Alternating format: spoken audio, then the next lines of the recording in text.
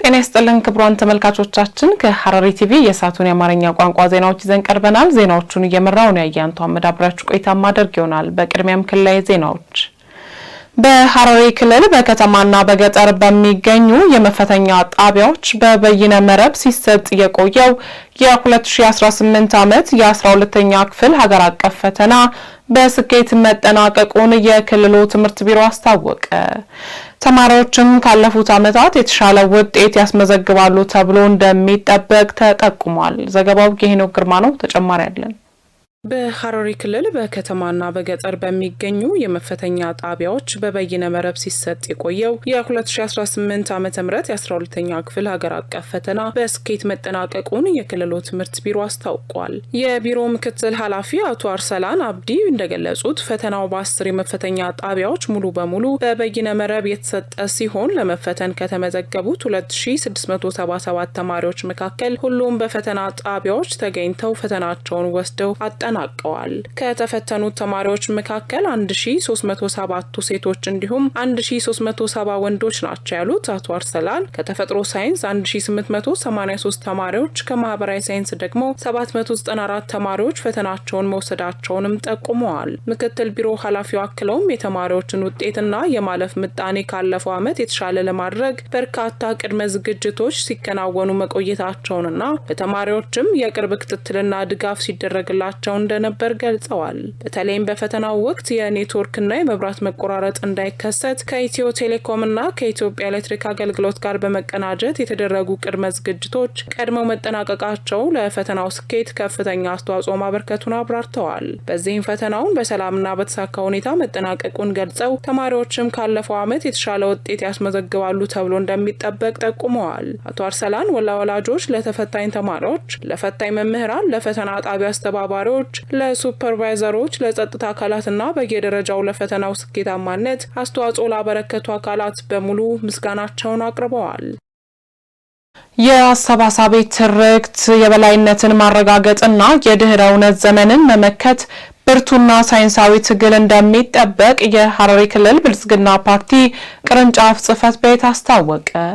በሐረሪ ክልል በአቦከር ወረዳ ብልጽግና ፓርቲ በየደረጃው ለሚገኙ የኮሙኒኬሽን ባለሙያዎች የማህበራዊ ሚዲያ አጠቃቀምና የትርክት ግንዛቤ ዙሪያ የተዘጋጀ የግንዛቤ ማስጨበጫ መድረክ ተካሂዷል። ሲሳይ ዘሪሁን በዝርዝር ያቀርበዋል። የአሰባሳቢ ትርክት የበላይነትን ማረጋገጥና የድህረ እውነት ዘመንን መመከት ብርቱና ሳይንሳዊ ትግል የሚጠይቅ መሆኑን የሐረሪ ክልል ብልጽግና ፓርቲ ቅርንጫፍ ጽህፈት ቤት አስታውቋል። በክልሉ በአቦከር ወረዳ ብልጽግና ፓርቲ በየደረጃው ለሚገኙ የኮሙኒኬሽን ባለሙያዎች የማህበራዊ ሚዲያ አጠቃቀምና የትርክት ግንባታ ዙሪያ ባዘጋጀው የግንዛቤ ስልጠና መድረክ ተካሂዷል። በመድረኩ የክልሉ ብልጽግና ፓርቲ ቅርንጫፍ ጽህፈት ቤት የህዝብ ግንኙነት ዘርፍ ኃላፊው አቶ ዲኒር ዩሱፍ ህልማችን የአሰባሳቢ ትርክት የበላይነት ማረጋገጥ በመሆኑ በዚህ ድህረ እውነት ዘመን ብርቱና ሳይንሳዊ ትግል ይጠበቅብናል ሲሉ ገልጸዋል። ኃላፊው በንግግራቸው ባለፈው ዓመታት በክልሉ በኮሙኒኬሽን ዘርፉ አበረታች ርብርብ ተደርጎ አዳጊ ውጤቶች መማዝገባቸውን ጠቁመው አሁን ያለንበት የድህረ እውነት ዘመን ግን ከስሜትና ከከፋፋይ መረጃዎች ይልቅ እውነትንና ምክንያታዊነትን ማስቀደም የሚያስፈልግበት መሆኑን አስገንዝበዋል። አካታችና የመደመር እሳቤም ለማስረጽ ሁሉም የዲጂታል ፕላትፎርሞችን በአግባቡ ከመጠቀም አኳያ የሚስተዋሉ ክፍተቶችን በትኩረት ሊታረሙ ይገባል ሲሉም ተናግረዋል። በቀጣይም በተደራጀ አግባብ በልዩ ትኩረትና በጥልቀት በመገምገም ጥንካሬዎችን ማስቀጠል፣ ቅንጅታዊ አሰራር ማጠናከርና የአቅም ማደራጀት ስራዎችን በማከናወን የትርክት የበላይነትን ማረጋገጥ እንደሚገባ ጥሪ አቅርበዋል። በመድረኩ ላይ የተገኙት የወረዳው ብልጽግና ፓርቲ ጽህፈት ቤት ኃላፊ አቶ ኤርሚያስ በበኩላቸው የብልጽግና ፓርቲ አሻጋሪ ሳቢዎችና የብሔራዊነት ገዢ ትርክትን ለማስረጽ ያሉትን የኮሙኒኬሽን አማራጮች በሙሉ መጠቀም አስፈላጊ ነው ብለዋል። በተለይም ይላሉ ሀገረ መንግስት ግንባታውን ለማፋጠን ህዝቦችን የሚያስተሳስሩ አሰባሳቢ የብሔራዊነት ገዢ ትርክትን እንዲሰርጽና ሀገራዊ ልዕልና እንዲረጋገጥ በጎ የማህበረሰብ አንቂዎች ትክክለኛ እውነተኛ መረጃዎችን ተደራሽ በማድረግ ሐሰተኛና አሳሳች መረጃዎችን ደግሞ በማጋለጥ አወንታዊ አሻራቸውን እንዲያሳርፉ ጥሪ አቅርበዋል። የወረዳው የፖለቲካና ህዝብ ግንኙነት ዘርፍ ኃላፊ አቶ ናስር አህመድ በበኩላቸው የፓርቲው አሻጋሪ ተሳቢዎች ከመሬት ወርደው የህዝቡ የዕለት ተዕለት ባህል እንዲሆኑ ባለሙያው አቅሙን በየጊዜው ማደስ እንዳለበት አንስተዋል። ዲጂታል አውደ ግንባሩን በብቃት ለመምራት በየደረጃው ያሉ የኮሙኒኬሽን መዋቅሮች በቅንጅትና በስትራቴጂ መስራት እንደሚያስፈልጋቸውም አንስተዋል። መድረኩ የተካሄደው የኮሙኒኬሽን ባለሙያዎች የዲጂታል ሚዲያ ክህሎትን ለማሳደግ የፓርቲውን የመደመርና የብልጽግና ሀሳቦች በትክክለኛ መረጃዎች አስደግፎ ለህዝቡ ተደራሽ ለማድረግና አሰባሳቢ ትርክትን ለማጠናከር በተቀረጸው አቅጣጫ መሰረት መሆኑም ከመርሃ ግብሩ ተገልጿል። የስርዓተ ጾታ የተዛቡ አመለካከቶችና የአስተዳደግ ልምዶች ሴቶች እኩል የውሳኔ ሰጭነት ቦታቸውን እንዳያገኙ ዋነኛ ማነቆ ሆነው መቆየታቸውን የሐረሪ ክልል ሴቶች ህጻናትና ወጣቶች ጉዳይ ቢሮ ገለጸ። ማህበረሰቡ ከስርዓተ ጾታ ጋር የተያያዙ የተሳሳቱ እይታዎችን በመቀየር የሴቶችን መብትና እኩልነት ማረጋገጥ እንዳለበትም ተገልጿል። ናርዶስ ዳምጤ በዝርዝር ታቀርበዋለች። የስርዓተ ጾታ የተዛቡ አመለካከቶችና የአስተዳደግ ልምዶች ሴቶች እኩል የውሳኔ ሰጪነት ቦታዎችን እንዳያገኙ ዋነኛ ማነቆ ሆኖ መቆየታቸውን የሐረሪ ክልል ሴቶች ህጻናትና ወጣቶች ጉዳይ ቢሮ ገልጿል። የቢሮው የስርዓተ ጾታ ክትትልና ድጋፍ ቡድን መሪ ወይዘሮ አረፋት ባህር እንደገለጹት ተፈጥሯዊ ከሆነው ጾታ በተለየ መልኩ ስርዓተ ጾታ ማለት ማህበረሰቡ በጊዜ ሂደት ለወንዶችና ለሴቶች የሰጠው የኃላፊነትና የድርጊት መገለጫ መሆኑን ይገልጻሉ። በማህበረሰቡ ውስጥ ስር የሰደዱ የተዛቡ አመለካከቶችና የአስተዳደግ ልምዶች ሴቶች ወደ ውሳኔ ሰጪነት እንዳይመጡ ማነቆ መሆናቸውን ጠቅሰው ይህም እንደየአካባቢው ባህላዊና ማህበራዊ ሁኔታ ሊለያይ እንደሚችል አስረድተዋል። ጾታ ስንል ሴት ወይም ወንድ ብለን በማየት ልንለየው የምንችለው በአካል አቀማመጥ፣ በሌሎች ነገሮች፣ በክሮሞዞማቸው፣ በሆርሞናቸው ሊለያዩ የሚችሉ ሁለት ነገሮች ናቸው። ጾታ ስንል ወንድና ሴት ብለን የምናነሳው ሲሆን ስርዓተ ጾታ ስናደርገው እነዚህ በሁለቱ ቡድኖች መሀል የተሰጠ ኃላፊነት፣ ግንኙነት አንዱ ይሄን ያደርጋል ሌላኛው ይሄን ያደርጋል ተብሎ ማህበረሰቡ ለይቶ ያስቀመጠላቸው ኃላፊነትን ማህበረሰቡ ከጊዜ በኋላ የሰጣቸውን ድርጊት ስርዓተ ጾታ ብለን ይህ የተዛባ አመለካከት ከመወለድ ጀምሮ በልጆች አስተዳደግ ላይ እንደሚንጸባረቅ የገለጹት ወይዘሮ አረፋት ለሴት ህጻናት የሚገዙ መጫወቻዎች ገና ከልጅነታቸው ጀምሮ የቤት ውስጥ ኃላፊነትና ጥገኝነትን ብቻ እንዲለምዱ የሚያደርጉ ናቸውም ብለዋል። በአንጻሩ ለወንድ ህጻናት የሚሰጡ መጫወቻዎች የበላይነት ስሜትን በመፍጠር ሴቶችን ዝቅ አድርገው እንዲያዩና አልፎም ለጾታዊ ጥቃት መንገድ እንደሚከፍቱም አስገንዝበዋል። ይህ የአስተዳደግ ተጽዕኖ ሴቶች ወደ ከፍተኛ የስልጣን እርከን በሚመጡበት ጊዜ እንኳን በአቅማቸው ላይ በራስ መተማመን እንዳይኖራቸው እንደሚያደርጉ ወይዘሮ አረፋት አብራርተዋል። በመሆኑም ማህበረሰቡ ይህንን የተዛባ አመለካከት በመቀየር የሴቶችን እኩልነት ለማረጋገጥ የተቀናጀ የቤተሰብና የማህበረሰብ ትብብር ወሳኝ መሆኑንም አሳስበዋል። ማህበረሰብ እይታችንን መቀየር መቻል ይኖርብናል። እንደ ማህበረሰብ ያለንን አመለካከት ቀየርን ማለት በጣም ብዙ ሴቶችን መርዳት እንችላለን።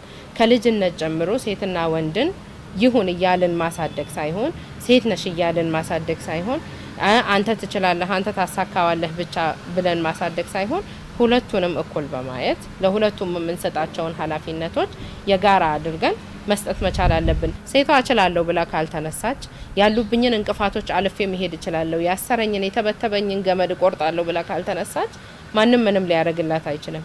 እኛ ያደግነው እሱን መበጣጠስ መቻል አለብን። ቤተሰብ ከልጅነት ጀምሮ ቀድም ያነሳናቸውን ነገሮች እያስታረቀ መሄድ መቻል አለበት።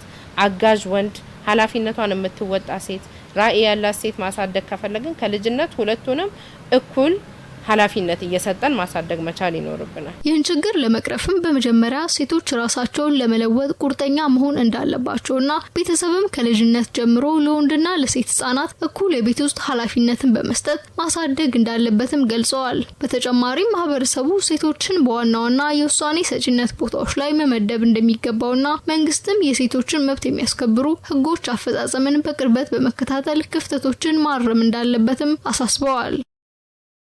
በከተማው የሚገነቡ መሰረተ ልማቶችን በመጠበቅ በኩል ውጤታማ የደንብ ማስከበር ስራ መሰራቱን የሐረሪ ክልል ደንብ ማስከበር ጽሕፈት ቤት አስታወቀ።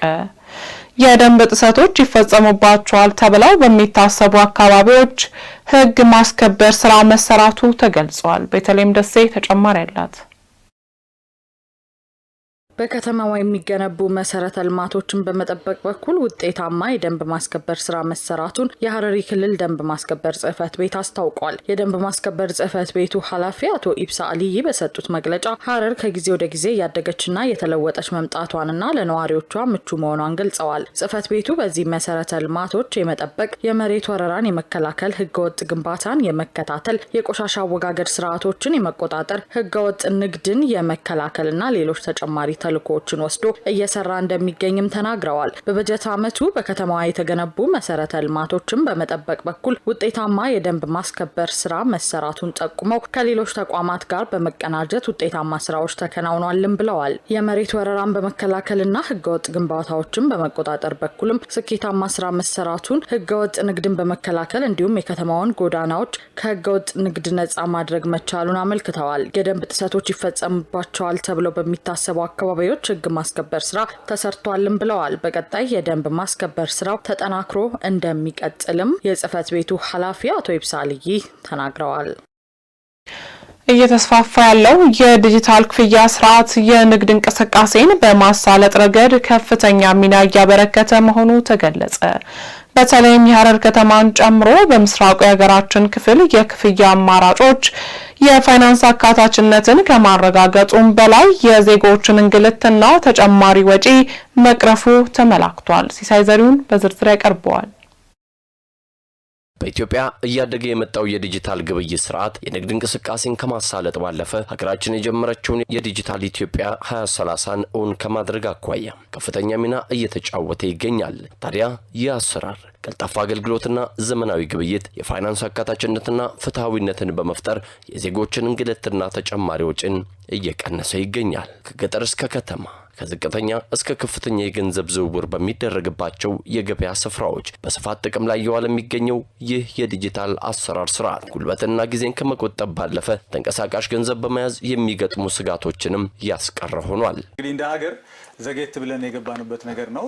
በቅርብ ያሉ ሀገራት እንኳን እንደ ኬንያ ወይ ደግሞ ወደ ዌስት አፍሪካ በእንደ እንደ ናይጄሪያ ቀድመውን እዚህ ዲጂታል ግብይት ላይ ገብተዋል። እኛ ጋር የተወሰኑ ቴክኖሎጂ ሬዚስት የማድረግ ነገሮች ነበሩ። አሁን ግን ደግሞ በሰፊው የመገባት ነገሮች አሉ። ምን አይነት ጥቅም አለው የሚለውን ነገር ማንሳት እንችላለን። ምናልባት በሰፊው የመጀመሪያው ከፋይናንሻል ኢንክሉዥን አንጻር ነው። ከፋይናንሻል ኢንክሉዥን አንጻር እንግዲህ ባንኮችና ሌሎች የፋይናንስ ተቋማት በሁሉም የኢትዮጵያ ክልሎች በሁሉም የገጠር ቀበሌዎች መግባት አይችሉም። ነገር ግን ሰዎች በእጃቸው ላይ ከአነስተኛ እስከ ከፍተኛ አቅም ያላቸው ስልኮች እስካሉ ድረስ በዲጂታል ፋይናንስ ኢንክሉድ የመደረግ እድላቸውን ይጨምረዋል። ይሄ ፋይናንሻል አካታችነትን ወይ ደግሞ የፋይናንሻል ኢንክሉዥን ይጨምራል ማለት ነው። ዲጂታል ፋይናንስ ስርዓት መተግበሩና በመንግስትም ትኩረት ሰጥቶት መሰራቱ ይህ ቴክኖሎጂ በሀገራችን ከተጀመረ ወዲህ የፋይናንስ ፍትሃዊነትና አካታችነትን ይዞም ስለመምጣቱ ይነገራል። ይህም ዜጎች ካሉበት ስፍራ ሳይንቀሳቀሱ እጅ ስልካቸውን ጨምሮ በማንኛውም ኤሌክትሮኒክስ መሳሪያ ግብይት እንዲፈጽሙም አስችሏል። ይህ አሰራር ከቴክኖሎጂ ተደራሽነት በዘለለም ከባንክ ውጭ የሚዘዋወር የገንዘብ መጠንን በመቀነስ ዜጎች ከሐሰተኛ የብር ኖት መጭበርበር የታደገ ሆኗል። ከኢንፎርማል ትራንዛክሽን ወደ ፎርማል ትራንዛክሽን እንድንመጣም ያደርገናል። ብዙ ጊዜ ግብይቶች ያው በሪከርድ የማይደረጉ ከሆነ ባክሎግ የማይኖራቸው ከሆነ ኢንፎርማል የሆኑ ትራንዛክሽኖች ስለሚኖሩ መንግስትም መሰብሰብ ያለበትን ያህል ግብር እንዳይሰበስብ ያደርገዋል። ለምሳሌ ዘንድሮ የተያዘው በጀት ላይ ተከሆነ መንግስት ወደ 1.5 ትሪሊዮን አካባቢ በታክስ መሰብሰብ እቅድ አለው። ይህን ማሳካት ግን የሚቻለው ትራንዛክሽኖች ሪከርድ የሚደረጉ ከሆነ እና በቀላሉ መንግስት ዳታዎቹን አክሰስ ማድረግ የሚችል ከሆነ ነው። ስለዚህ ከኢንፎርማል ኢኮኖሚ ወደ ፎርማል ትራንዛክሽን ለመምጣትም ከፍተኛ የሆነ ጥቅም አለው የመንግስትን ገቢ አቅም ከማሳደግ አንጻር። ይህ ቴክኖሎጂ በሀገራችን ከተጀመረ ወዲህ የፋይናንስ ፍትሃዊነትና አካታችነትን ይዞም ስለመምጣቱ ይነገራል። ይህም ዜጎች ካሉበት ስፍራ ሳይንቀሳቀሱ እጅ ስልካቸውን ጨምሮ በማንኛውም ኤሌክትሮኒክስ መሳሪያ ግብይት እንዲፈጽሙም አስችሏል። ይህ አሰራር ከቴክኖሎጂ ተደራሽነት በዘለለም ከባንክ ውጭ የሚዘዋወር የገንዘብ መጠንን በመቀነስ ዜጎች ከሐሰተኛ የብር ኖት መጭበርበር የታደገ ሆኗል። የመብራትና ውሃን ጨምሮ የተለያዩ አገልግሎቶች ክፍያዎችን በቀላሉና በፍጥነት መከወን ከማስቻሉ ባሻገር መንግስት ከዘርፉ የሚያገኘውን ገቢም እንዲጨምር አስችሎታል። የመጀመሪያው ሁለተኛው ግን ራሱ ዲጂታል ክፍያ መኖሩ ዲጂታል ፋይናንስ መኖሩን በመጠቀም ስራ የሚፈጥሩ በጣም ብዙ ዜጎች ደግሞ አሉ። በተለይ ደግሞ ዲጂታል ፋይናንሱንና ሶሻል ሚዲያውን በማገናኘት ሰዎች በቀላሉ ቢዝነሶች እንዲሰሩ ያደርጋቸዋል። ለምሳሌ ከዚህ በፊት ሰዎች ስራ ለመስራት የግድ የሆነ ቦታ መከራየት ይኖርባቸዋል፣ የኪራይ ወጪ ማውጣት ይኖርባቸዋል። አሁን ለምሳሌ ቲክቶክ ላይ ወይ ፌስቡክ ላይ እቃዎቻቸውን ያስተዋውቃሉ። ዘይን ቤታቸው ሆነው ደግሞ እቃዎቹን ካስተዋወቁ በኋላ በዲጂታል መንገድ ሰዎች ኢን አድቫንስ ብር ሲያስገቡላቸው እነሱ ደግሞ እቃውን ያቀብላሉ ማለት ነው። ስለዚህ ዴሊቨሪ ስራዎችን ከቤት ውስጥ ሆኖ እቃዎችን የመሸጥ ሰዎች በትርፍ ሰዓታቸው ተጨማሪ ስራዎች እንዲሰሩ ይሄ በተለይ ዲስጋይዝድ አንኤምፕሎይድ የሆኑ ሰዎች 8 ሰዓት ወይ 4 ሰዓት ብቻ የሚሰራ ሰው ትርፍ ሰዓቱን ቤት ሆኖ የግል ስራውን እንዲሰራም ይሄ ዲጂታል ፋይናንሱ በጣም ከፍተኛ የሆነ ጥቅም ነው ያለው። የዲጂታል ግብይት ስርዓት በተለይም የሐረር ከተማን ጨምሮ በምስራቁ የሀገራችን ክፍል እንደ ኢብር፣ ቴሌብር ብሎም ኤምፔሳ የክፍያ ስርዓትን በስፋት በመተግበር ቀዳሚው ሲሆን ይህም ለሀገር ኢኮኖሚ እድገት ከፍተኛም አስተዋጽኦ እያበረከተ ይገኛል። ፈጣንና የተሳለጠ ንግድ እንቅስቃሴ፣ የቴክኖሎጂ ፈጠራ መስፋፋት የዜጎች አኗኗር ዘይቤን ቀላል ማድረግን ጨምሮ ለዜጎች የስራ ዕድልም ተጠቃሚ እንዲሆኑ እያስቻለ ይገኛል። የምስራቁ የሀገራችን ክፍል በተለይም የወደብ እንቅስቃሴን ጨምሮ ከጥቃቅን እስከ ትልልቅ የንግድ እንቅስቃሴዎች የሚከወንበት በመሆኑ የተቀላጠፈ ግብይት፣ ዘመናዊ አኗኗር ዘይቤ፣ የስራ ዕድል ፈጠራ የመንግስትን ገቢ በማሳደግም ረገድ ትልቅ ሚና እየተጫወተ ይገኛል። እንግዲህ በመጀመሪያ ደረጃ ምስራቅ ኢትዮጵያ ያው የኢትዮጵያ እንግዲህ አሁን ባለው ሁኔታ በር ነው ማለት እንችላለን። ያው እየተጠቀምን ያለ ነው ወደብም የጅቡቲ ነው። በጣም ብዙ ትራንዛክሽኖች የሚካሄዱበት ነው። ለኢትዮጵያ ኢኮኖሚ በጣም ከፍተኛ የሆነ አስተዋጽኦ የሚያበረክት ሪጅን ነው ምስራቅ ኢትዮጵያ። እንዲሁም ደግሞ ምስራቅ ኢትዮጵያ ደግሞ ኢትዮጵያ ኤክስፖርት ከምታደርጋቸው ዋና ዋና ነገሮችንም እያመረተ ያለ ሪጅን እንደሆነ መታወቅ አለበት። ቡና ታናሳ እንችላለን፣ ጫት እናንሳ እንችላለን፣ ሌሎችም እንደ ሎዝ አይነት ነገሮችንም የቅባት እህሎችንም ጭምር ይመረትበት አካባቢ ነው። ከፍተኛ የሆነ ኢኮኖሚ እንቅስቃሴ ያለበት ነው። የኢትዮጵያ ኢኮኖሚ ላይ እንደ አንድ ዋልታ የምናየው ነው ማለት ነው። ትልቅ እንቅስቃሴ ያለበት መሆኑ መታወቅ አለበት በመጀመሪያ ደረጃ። በተጨማሪም የአካባቢው ዜጎች የቴክኖሎጂ ስራዎች ላይ እንዲሳተፉ በዝቅተኛ መነሻ ካፒታል ወደ ንግዱ እንዲገቡም እንዲሁም ሴቶችና ወጣቶች ደግሞ የበለጠ ለቴክኖሎጂ እንዲቀርቡ በማስቻልና የበየነ መረብ ንግድ ላይ በመሳተፍ ተጠቃሚነታቸው እንዲጨምር አስችሏል። ምስራቅ አካባቢ ለቴክኖሎጂ ቅርብ ነው። ሁልጊዜም ለተለያዩ ቴክኖሎጂዎች ቅርብ ነው። ታሪክም ወደ ኋላ ስንመለስ ሌሎችም ቴክኖሎጂዎች ቢሆን እንግዲህ ቅርብ የሆነ አካባቢ ነው ምስራቅ ኢትዮጵያ። እንግዲህ ምስራቅ ኢትዮጵያ ላይ ድሬዳዋ ልንወስድ እንችላለን፣ ጅጅጋ ልንወስድ እንችላለን፣ ሀረር ልንወስድ እንችላለን። ሌሎች የምስራቅ ኢትዮጵያ የኦሮሚያም የሀረሪም የሶማሌ ክልልም ያሉ ከተሞች ወረዳዎች ላይ በጣም ከፍተኛ የሆነ የዲጂታል ክፍያ ስርዓቶችን መጠቀም አለ። ሰዎች ከባጃጅ ከመጠቀም ጀምሮ ለሊስትሪዎች ክፍያ ከመክፈል ጀምሮ ትንሽ ክፍያዎች ጀምሮ እስከ ትልቅ ክፍያዎችን እስከ ሊሚቱ እስከሚፈቅደው ድረስ በሞባይል ባንኪንግ፣ በቴሌብር፣ በኢብር፣ በኤምፔሳ ክፍያዎችን ይፈጽማሉ። ይሄ እንግዲህ ከሌላው አካባቢዎች የተለየ ነው። እንደ ኢትዮጵያ እንግዲህ ብሔራዊ ባንክ በቅርቡ ባወጣው ሪፖርት መሰረት በጣም ብዙ የሞባይል ባንክ አካውንቶች አሉ። በጣም ብዙ የሞባይል መኒ አካውንቶች አሉ። ግን በጣም አክቲቭ የሆኑት 15% ብቻ ናቸው። ይሄም ደግሞ አብዛኛው በምስራቁ ኢትዮጵያ አካባቢ ነው። ሳፋሪኮም የሚያወጣው ሪፖርትም ቴሌም የሚያወጣው ሪፖርትም እንዲሁም ደግሞ እነ ኢብር ያላቸው ትራንዛክሽን በጣም ከፍተኛ ነውና ምስራቁ ኢትዮጵያ እንግዲህ በጣም ከፍተኛ የሆነ አስተዋጽኦ ያደረገ ነው። እንደ ሀገር ያለውን ቁጥር ላይ ከፍተኛውን ድርሻ የሚወስደው ይሄ የምስራቁ ክፍል ነው ማለት ነው። ያም ሆነ በኢትዮጵያ እየተተገበረ የሚገኘው እንዲሁም የኢትዮጵያን የ2030 ዲጂታል እውን ለማድረግ አኳያ በቀጣይም ይህ የዲጂታል ግብይት ስርዓት የበለጠ እንዲስፋፋ መንግስት መሰረተ ልማቶችን ማስፋፋትና የዜጎችን ግንዛቤ በመፍጠር ለዜጎች የተቀላጠፈ ኢኮኖሚ ስርዓት ለመንግስት ደግሞ ተጨማሪ ገቢን የሚያስገኝ በመሆኑ ተጠናክሮ ሊቀጥል ይገባል።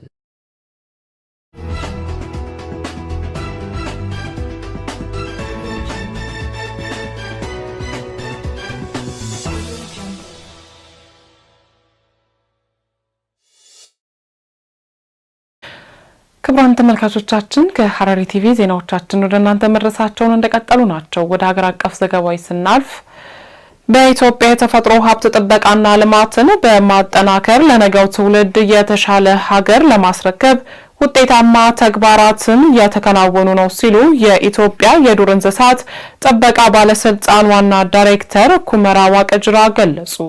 በሌላ ዜና የተጠናቀቀው የ2018 በጀት ዓመት የተቋም ግንባታ የዲሞክራሲ ስርዓትና የልማት ከፍታ የተረጋገጠበት ነው ሲሉ የብልጽግና ፓርቲ ምክትል ፕሬዝዳንትና የዋና ጽህፈት ቤት ኃላፊ ዶክተር አደም ፋራህ ገለጹ።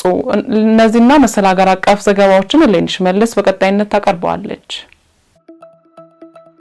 በኢትዮጵያ የተፈጥሮ ሀብት ጥበቃና ልማትን በማጠናከር ለነገው ትውልድ የተሻለች ሀገር ለማስረከብ ውጤታማ ተግባራት የተከናወኑ ነው ሲሉ የኢትዮጵያ የዱር እንስሳት ጥበቃ ባለስልጣን ዋና ዳይሬክተር ኩመራ ዋቅጅራ ገልጸዋል። የኢትዮጵያ የዱር እንስሳት ጥበቃ ባለስልጣን 60ኛ ዓመት የምስረታ በዓሉን እያከበረ ይገኛል። በክብረ በዓሉ ላይ የፌዴሪ ፕሬዝዳንት ታዬ አጽቀሥላሴ፣ የቀድሞ ጠቅላይ ሚኒስትር ኃይለማርያም ደሳለኝን ጨምሮ ሌሎች ከፍተኛ የመንግስት የስራ ኃላፊዎች፣ የዓለም አቀፍ ተቋማት ተወካዮችና ጥሪ የተደረገላቸው እንግዶች ተገኝተዋል።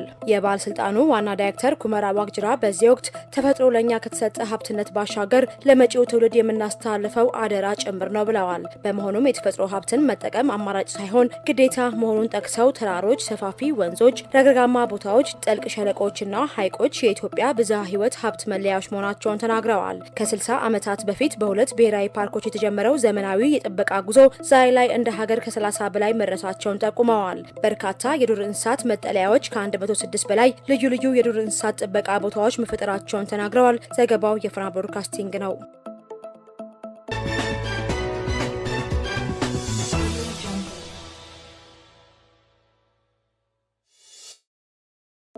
የተጠናቀቀው የ2018 በጀት ዓመት የተቋም ግንባታ የዲሞክራሲ ስርዓትና የልማት ከፍታ የተረጋገጠበት ነው ሲሉ የብልጽግና ፓርቲ ምክትል ፕሬዝዳንትና የዋና ጽህፈት ቤት ኃላፊ አቶ አደም ፋራ ገልጸዋል። የብልጽግና ፓርቲ የ2018 በጀት ዓመት አፈጻጸም ግምገማና የ2019 በጀት ዓመት መሪ እቅድ የውይይት መድረክ በአዲስ አበባ መካሄድ ጀምሯል። አቶ አደም ፋራ በዚህ ወቅት እንዳሉት በበጀት ዓመቱ በተቋም ግንባታ በዲሞክራሲ ስርዓትና በልማት ስራዎች ጉልህ ውጤቶች ተመዝግበዋል። መላው ህዝባችን በእያንዳንዱ ተልዕኮ ላይ በንቃት በመሳተፍ የበኩሉን ድርሻ እንዲወጣ በመደረጉና በባለቤትነት ስሜት ከፓርቲያችን ጎን በመቆሙ ለዲሞክራሲ ስርዓት ግንባታ ጉዞአችን ጠንካራ መሰረት የጣለውን 7ኛውን ጠቅላላ ምርጫ መንታ ግቦች በላቀ አፈጻጸም ማሳካት ተችሏል ብለዋል። የፓርቲውን ግዙፍ አቅም አሟጦን በመጠቀምና የአመራር ስነ ምግባር ልህቀትን በማረጋገጥ የህዝቡን ሁለንተናዊ ብልጽግና እውን ለማድረግ መትጋት እንደሚገባም አስገንዝበዋል። ከዛሬ ጀምሮ ለሁለት ተከታታይ ቀናት በሚቆየው በዚህ መድረክ ላይ በ2018 በጀት ዓመት አፈጻጸም ሪፖርትና በ2019 በጀት ዓመት መሪ እቅድ ላይ ጥልቅ ውይይት በማድረግ ቀጣይ አቅጣጫዎች እንደሚቀመጡም ፓርቲው ገልጸዋል።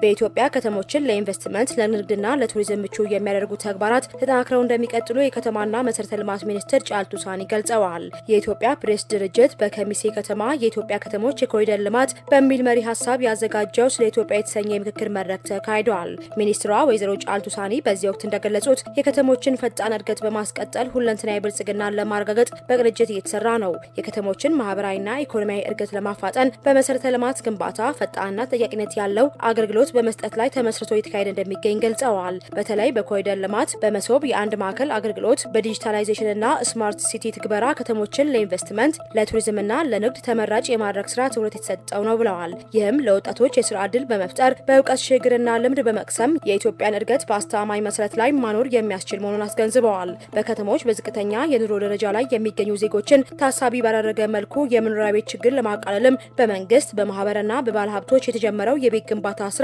ተጠናክሮ ይቀጥላልን ብለዋል። ይህም ከፍተኛ መነቃቃትና ተስፋ ከመፍጠሩ ባለፈ ሁለንተናዊ ብልጽግናን ለማረጋገጥ የሚያግዙ በመሆኑ ለተግባራዊነቱ በቅንጅት መስራት እንደሚገባ ማስገንዘባቸውን ይዘው ዘግበዋል።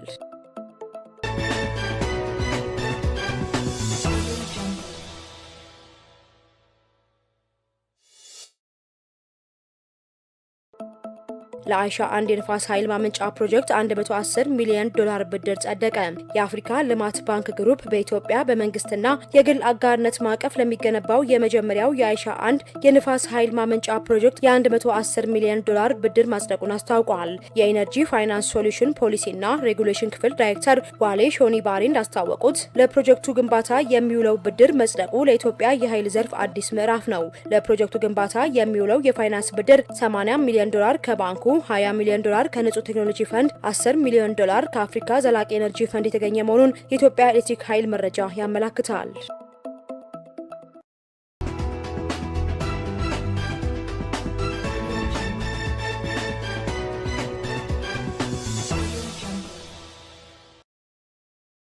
ወደ ዓለም አቀፍ ዘገባዎች ስናልፍ በቀይ ባህር ላይ የሚንቀሳቀሱት የየመን ሁቲዎች ሳውዲ አረቢያ ላይ የባህር እንቅስቃሴ እገዳ መጣሉን አስታወቀ። ግጭቱ በ2015 በሳውዲ የሚመራው ጥምረት በሀገሪቱ መንግስታዊ ስርዓት ለመመለስ ጣልቃ ከገባ በኋላ ተባብሷል። ዘገባው የቢቢሲ ነው። ባህር ጠንክር በዝርዝር ያቀርበዋል። በኢራን የሚደገፈው ታጣቂ ቡድን ቃል አቀባይ ማዕቀቡ በአስቸኳይ ተግባራዊ መሆን እንደሚጀምር ገልጿል። ማዕቀቡ ሳውዲ ሁቲ በሚቆጣጠሯቸው የሰሜን ምዕራብ የየመን ወደቦችና የአየር ማረፊያዎችን በመዝጋቷ የተወሰደ የበቀል እርምጃ እንደሆነም ተናግሯል። ሰኞ ዕለት የሁቲ ጦር ቃል አቀባይ ያህያ ሳሬ ሳውዲ አረቢያ ለ12 ዓመታት ያህል በምንወዳቸው ህዝቦች ላይ ፍትሃዊ ያልሆነና ጨቋኝ ከበባ ፈጽማለች፣ ሀብቶቻችን ዘርፋለች፣ እንዲሁም ወደቦቻችንና የአየር ማረፊያዎቻችን በመዝጋት ሁሉን አቀፍ እገዳ ጥላለች ሲሉ ከሰዋል። ለዚህም ምላሽም ለመስጠት በሳውዲ ወንጀለኛ ጠላት ላይ የባህር ማዕቀብ መጣሉን ገልጿል። ቃል አቀባዩ ስለ ማዕቀቡ ዝርዝር መረጃም ከመስጠት ተቆጥበዋል። ሆኖም የሁቲ ሚዲያ ምክትል ኃላፊ ነስረዲን አሚር በኤክስ ገጻቸው ባሰፈሩ ጽሑፍ እንዳሉት የቀይ ባህር ደቡባዊ መግቢያ ባብ አልመንደብ ወሽመጥ ለሳውዲ አረቢያ መርከቦች ዝግ መሆናቸውን ገልጿል። የታጣቂ ቡድኑ እርምጃም ተከትሎ የሳውዲ አረቢያ የውጭ ጉዳይ ሚኒስትር የቀረቡበትን ክሶች አስተባብሎ አገሪቷ መርከቦቿን ለመጠበቅ በዓለም አቀፍ ሕግ መሰረት አስፈላጊውን እርምጃ እንደምትወስድ ገልጿል። ሳውዲም ስለ ማዕቀቡ የሰጠችው ዝርዝር መረጃ የለም። ቀይ ባህር ከአሜሪካና እስራኤል በኢራን ላይ ጦርነት ከከፈቱ ወዲህ ከሳውዲ አረቢያ ነዳጅ የሚጓጓዝበት ወሳኝ መስመር መሆኑ ይታወቃል። የኢራን ጦርነት በባህረ ሰላጤው የሆርሙዝ ወሽመጥ እንዲዘጋ ያደረገ ሲሆን ዓለም አቀፍ የነዳጅ እንቅስቃሴ ላይ ከፍተኛ ተጽዕኖ ማሳደሩ ይታወቃል። ሁቲዎች የሳውዲ አረቢያና የኢራን ጦርነት በባህረ ሰላጤው የሆርሙዝ ወሽመጥ እንዲዘጋ ያደረገ ሲሆን ዓለም አቀፍ የነዳጅ እንቅስቃሴ ላይ ከፍተኛ ተጽዕኖ አሳድረዋል። ሁቲዎች ሳውዲ አረቢያ ላይ ማዕቀብ መጣላቸው ያስታወቁት በ2022 ላይ በታጣቂ ቡድኑና ሪያድ መካከል ከተደረሰው መደበኛ ያልሆነው የተኩስ አቁም ስምምነት ወዲህ ተዳፍኖ የቆየው ውጥረት ከተባባሰ ከሳምንታት በኋላ ነው። ሁቲዎች በሳውዲ አረቢያ ደቡባዊ ምዕራብ የሚገኘው አብሃ አየር ማረፊያ ሚሳኤሎች መተኮሳቸውንም ተናግረዋል። ይህም ሳውዲ በሰና አየር ማረፊያ ላይ ፈጽመዋለች ላሉት የአየር ጥቃት ምላሽ እንደሆነም ገልጿል። ጥቃቱ በሳውዲ በሚደገፉ የየመን መንግስት የተረጋገጡ ሲሆን እርምጃው ያለ ፍቃድ ሊያርፍ የነበረ የኢራን አውሮፕላን ለመከላከል የተወሰደ እንደሆነም አስረድተዋል። የመን እንደ አውሮፓውያን አቆጣጠር በ2012 በተጀመረውና ሁቲዎች የሰናን መንግስት ባስወገዱበት የእርስ በርስ ጦርነት ከፍተኛ ቀውስ አጋጥሟታል። ግጭቱ በ2015 በሳውዲ የሚመራው ጥምረት በአገሪቷ መንግስታዊ ስርዓት ለመመለስ ጣልቃ ከገባ በኋላ ተባብሷል። ፕሬዝዳንት ዶናልድ ትራምፕ በካናዳ ምርቶች ላይ የ50 በመቶ ታሪፍ ጣሉ። በዚህም እንደ ወይን ያሉ የፍጆታ ሸቀጦች እንዲሁም እንደ ሲሚንቶ ያሉ የኢንዱስትሪ ምርቶች ለተጨማሪ ቀረጥ ተዳርገዋል። የኤነርጂ ምርቶች፣ ፖታሽ፣ ወሳኝ ማዕድናት እንዲሁም አሳን ጨምሮ በርካታ ቁልፍ የሆኑ ወደ ውጭ የሚላኩ ምርቶች ከአዲሱ ታሪፍ ነፃ ናቸው። ለዚህ የትራምፕ እርምጃ ምላሽ የሰጡት የካናዳ ጠቅላይ ሚኒስትር ማርክ ካርኒ ሀገራቸው በቀጣዮቹ ሳምንታት ውስጥ ከአሜሪካ ጋር የምታደርገውን የንግድ ንግግር ለማጠናከር ዝግጁ መሆኗን ተናግረዋል። እንደ ዋይት ሀውስ ገለጻ ቀረጡ በ30 ቀናት ውስጥ ተፈጻሚ መሆን ይጀምራል። ይህ እርምጃ የሰሜን አሜሪካ አህጉር ተጎራባሽ በሆኑት ሁለት ሀገራት መካከል የተፈጠረው የንግድ ውጥረትን ከፍ ወዳለ ደረጃ አድርሶታል። ዘገባው የቢቢሲ ነው። ክቡራን ተመልካቾቻችን ከሐረሪ ቲቪ ለሰዓቱ የነበሩን የአማርኛ ቋንቋ ዜናዎቻችን የተከታተላችሁትን ይመስል ነበር። ከቀሪ የሐረሪ ቲቪ መሰናዶዎች ጋር መልካም ቆይታ